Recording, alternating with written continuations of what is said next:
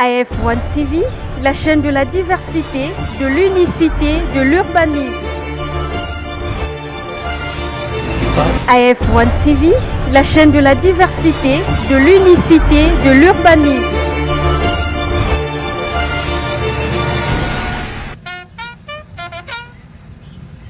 Ces délinquants sont tombés dans le filet de la police nationale congolaise ce matin dans le district de la Tchangou, plus précisément dans la commune de Ndjili.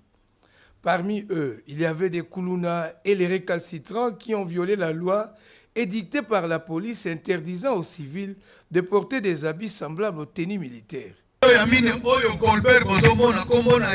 Lumbu Manyongo alias Beni avandi na balabala Mampoko numéro 10 quartier 6 na commune Ndjili bakonzi baboyi ya molato oyo eza ndenge moko na police ou na FARDC mais ye tokangaki ye na molato ya FARDC.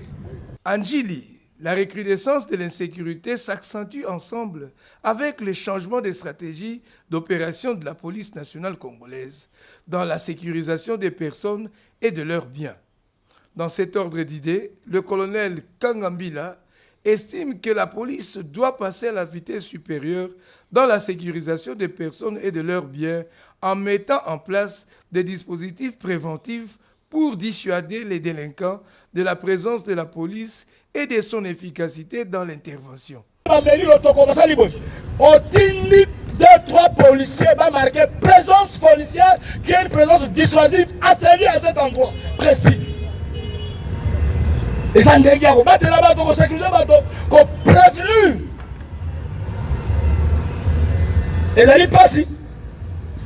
Quand dit, on va dire, ça toi. Au moins, est-ce qu'on va dire, on m'a dit que maman va te à 5 h du matin, dans la boulangerie. On m'a dit que à 4 h, 5 h. Et ça passe. C'est ça la police qui est rapprochée de la population, qui vit avec la population. Et nous sommes une police qui doit fonctionner 24 heures sur 24 heures. Donc, vous allez consulter oui, mais ça, c'est une administration, 15h, 15h30. Service minimum, mais Bishop, vous allez 24 heures sur 24 heures. Donc, elle relève ça, service minimum, pour continuer au lobby, service intérieur.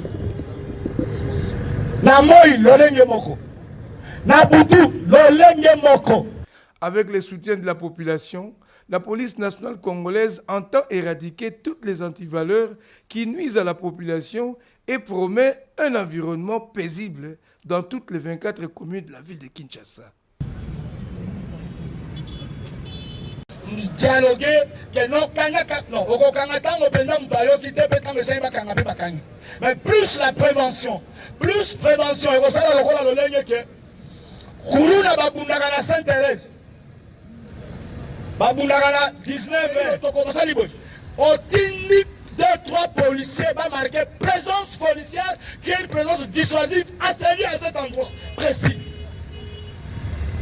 Et ça ne dégage pas de là-bas, qu'on sécurise là-bas, qu'on prévenu. Et ça n'est pas si. Quand dit, on va dire, ça toi. Au moins, est-ce qu'on va on m'a dit que maman va te à 5 h du matin, dans la boulangerie. On m'a dit que à 4 h, 5 h. Et ça passe. C'est ça la police qui est rapprochée de la population, qui vit avec la population. Et nous sommes une police qui doit fonctionner 24 heures sur 24 heures. Donc vous allez consulter oui, mais ça c'est une administration, 15h, 15h30. Service minimum, mais Bishop, vous allez 24 heures sur 24 heures. Donc, elle relève ça,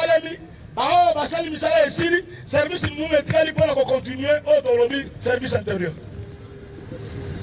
Na moi, lolenge moko. Na butu, lolenge moko. Poko ekoki, zaladi. La nanga ya, tika mitinga pa kuna.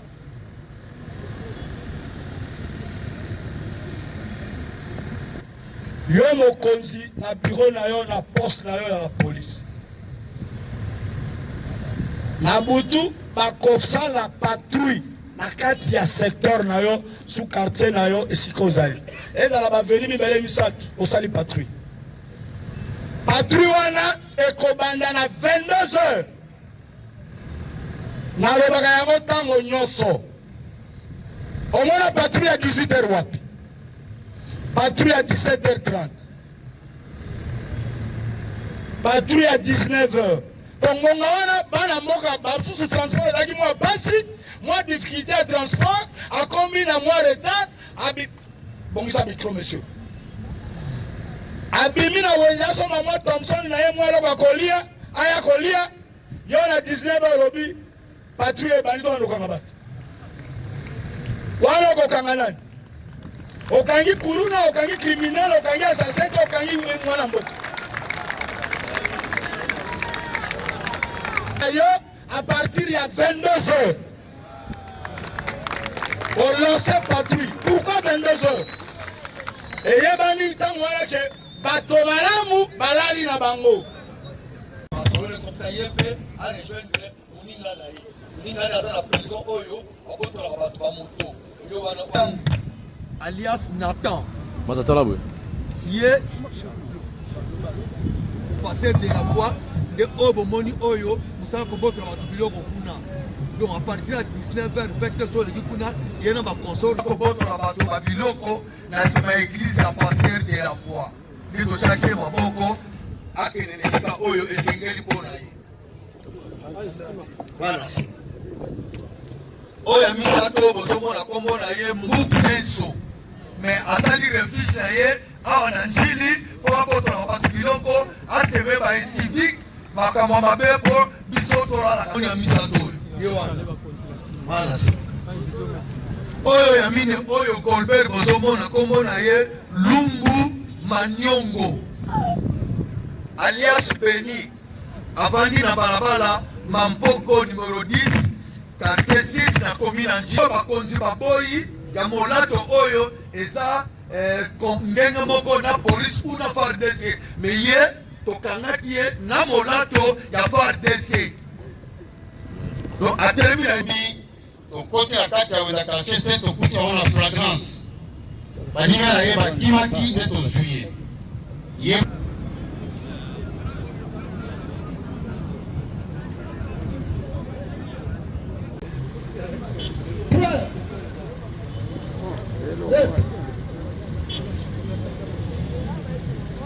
AF1 TV, la chaîne de la diversité, de l'unicité, de l'urbanisme.